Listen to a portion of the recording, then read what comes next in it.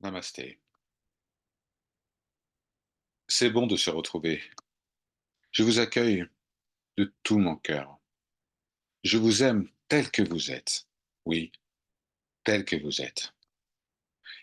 Il n'y a qu'une seule manière de surmonter vos problèmes et de goûter une paix intégrale, un bonheur absolu. Qui peut me dire ce que c'est?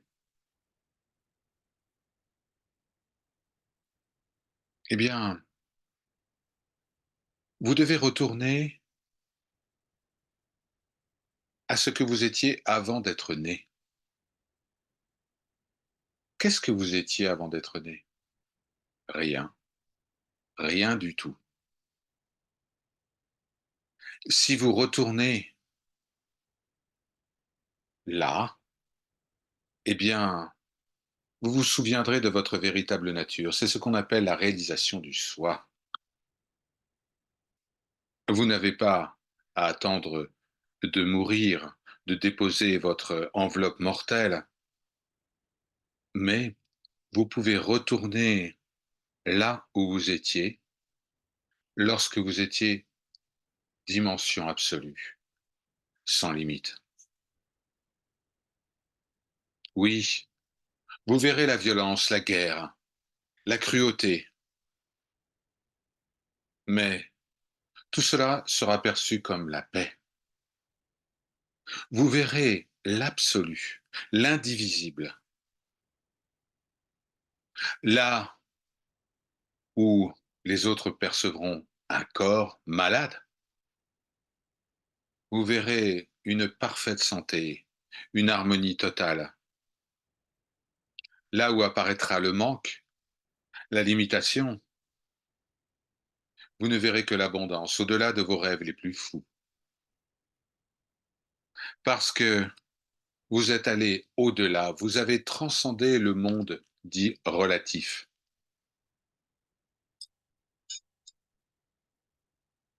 Et pour cela, il n'y a pas vraiment à faire quoi que ce soit ou à aller quelque part. Vous êtes déjà ici, au bon endroit, exactement comme vous êtes. C'est votre façon de penser qui vous fait imaginer que les choses sont différentes.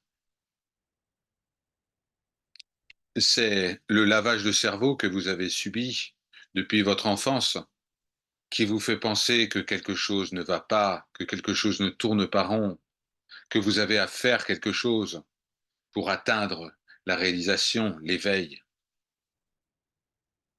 Cela signifie que vous devez vous détacher de tout ce qui est personne, lieu ou chose, mentalement.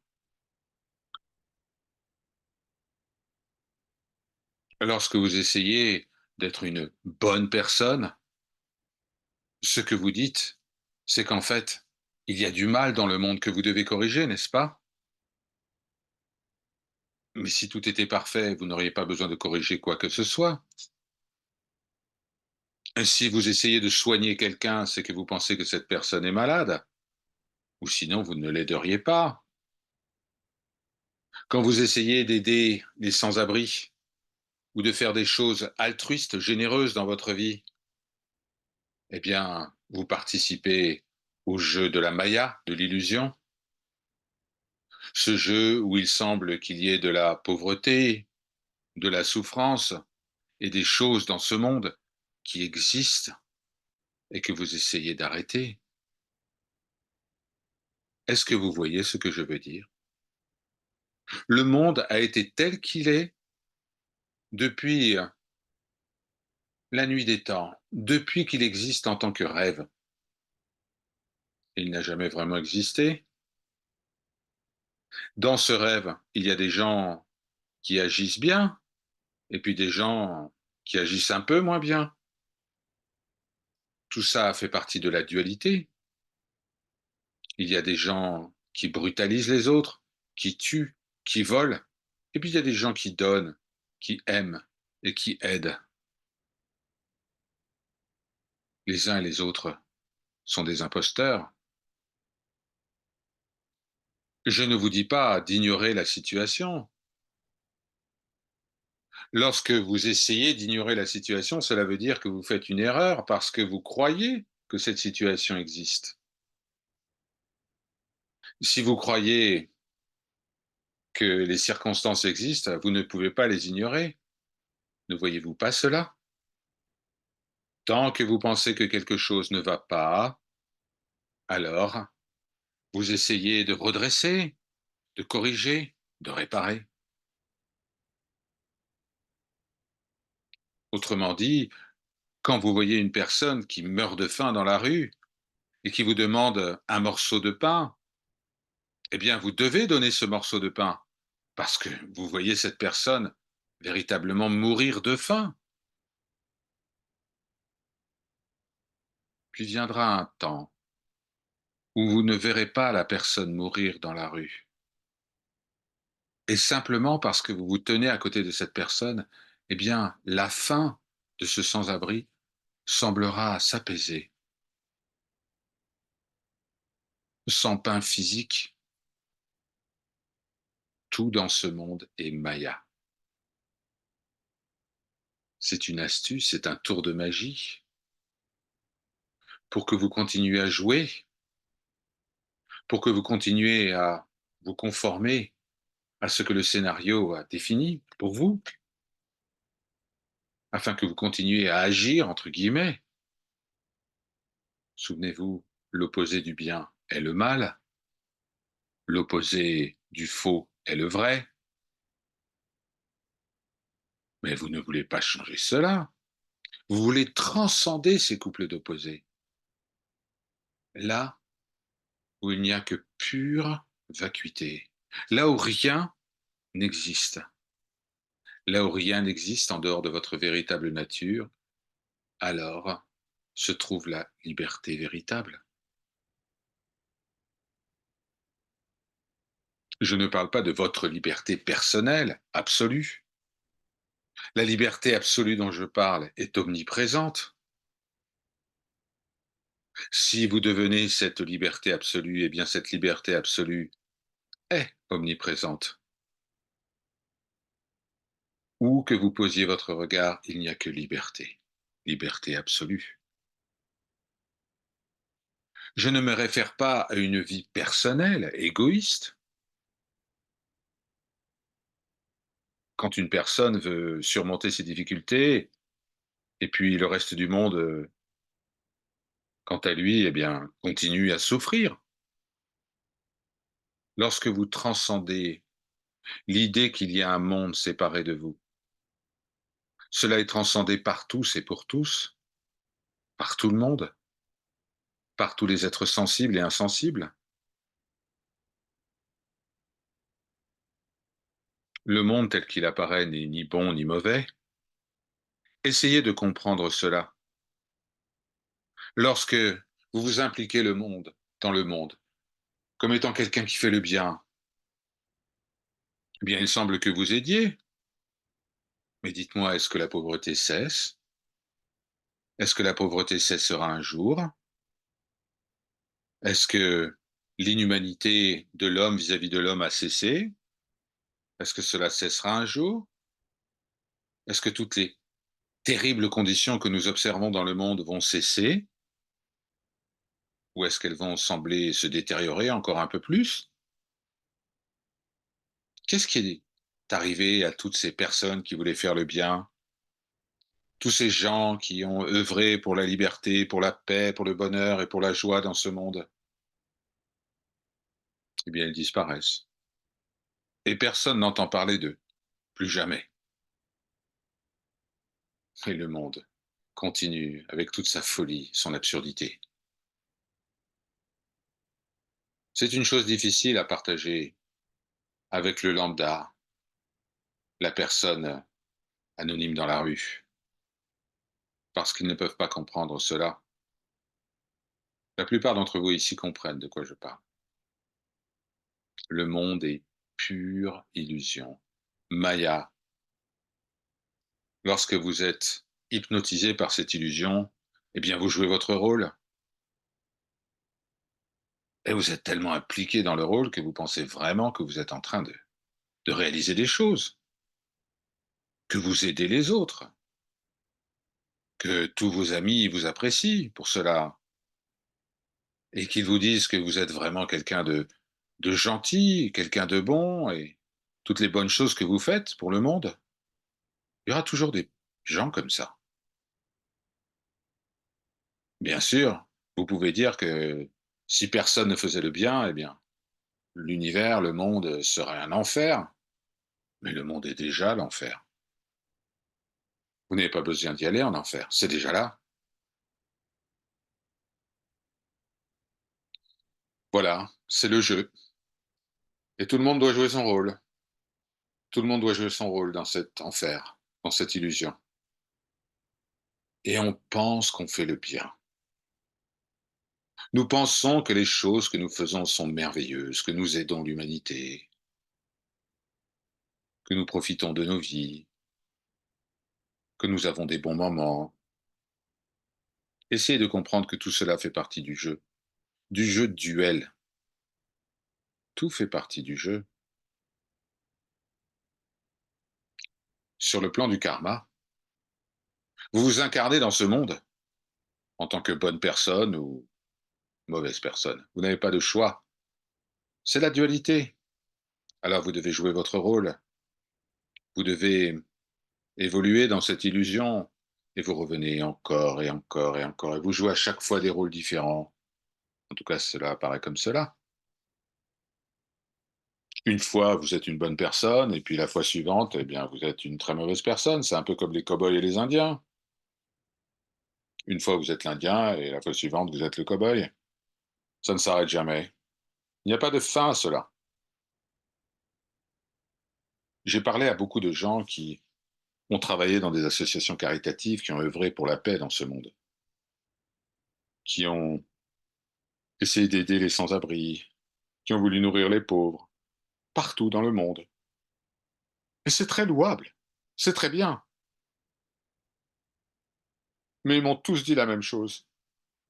C'est qu'au bout d'un moment, ils ont perdu la foi, ils ont perdu tout espoir.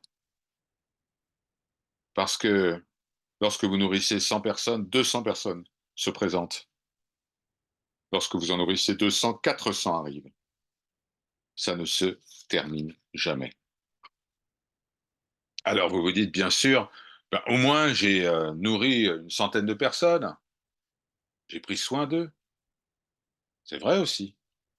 Et tant que vous êtes dans cette position, tant que vous croyez qu'il y a des gens sans abri qui souffrent et qu'il y a de l'injustice et de la cruauté dans ce monde, eh bien, vous jouez votre rôle. Mais plus vous travaillez sur vous-même, il y a un moment où vous surmontez l'illusion. L'illusion que vous êtes une personne qui doit faire quoi que ce soit. Parce que la notion de personne a totalement disparu. La personnalité a été transcendée, modifiée profondément. Vous êtes, en quelque sorte, redevenu, vous vous êtes souvenu, plus exactement, de cette neutralité absolue sur laquelle le monde est projeté. Vous êtes l'écran et pas le film qui est projeté sur l'écran, ni les acteurs qui jouent dans le film. En tant qu'écran, il n'y a rien à faire, vous n'avez rien à faire. Et vous n'avez aucune interaction avec le film. Alors quand je dis qu'il n'y a rien à faire, ça semble paradoxal parce qu'il y a toujours quelque chose à faire, non? Il faut juste réaliser que ce qui est fait n'est pas fait par vous en tant que personne. Lorsque je dis, quand vous réalisez que vous n'êtes pas celui qui est l'auteur des actions, vous n'allez pas penser de cette manière. Il n'y a personne qui fait quoi que ce soit, ni le personnage, ni la puissance suprême. Lorsqu'il n'y a plus d'idée de quelque chose est fait par quelqu'un,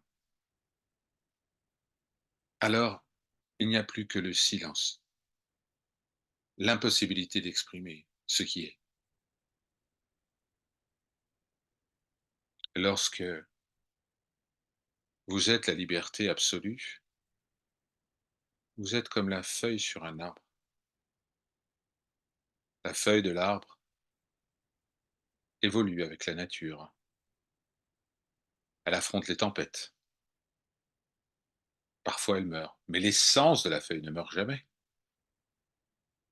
Cette essence est la même essence de l'être, du pur être. Vous êtes pur être. Essayez de comprendre cela.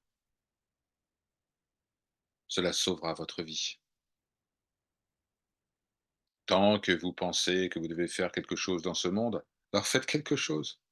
Tant que vous pensez que vous n'avez rien à faire dans ce monde, alors ne faites rien.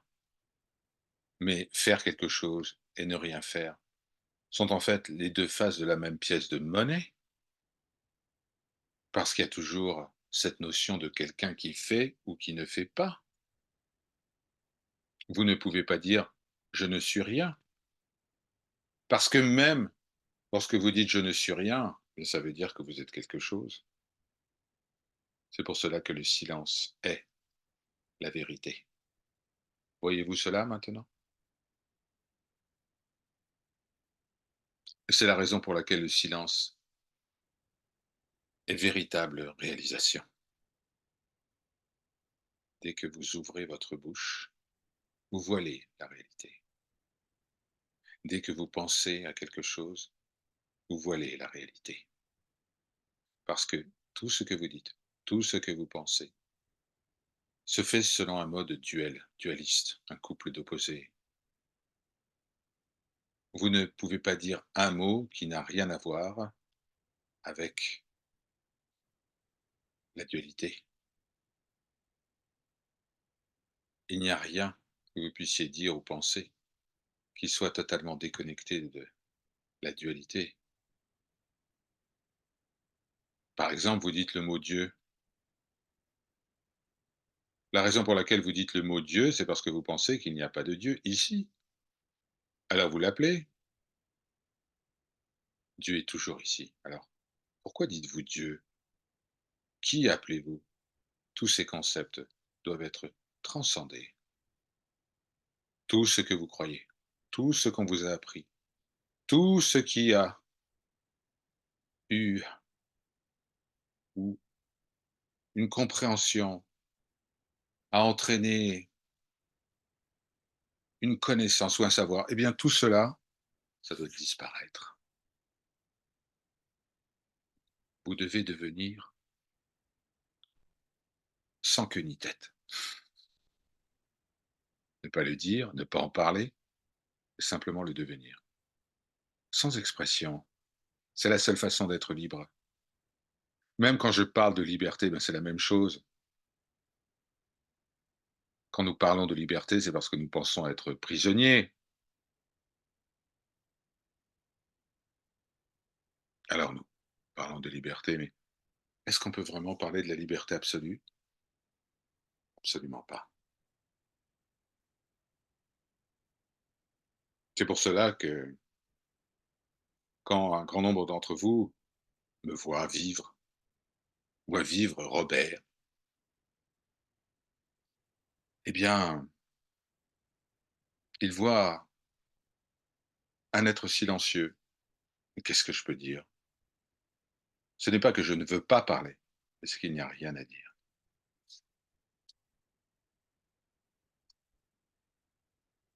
Par sa grâce. Oh, Shanti, Shanti, Shanti.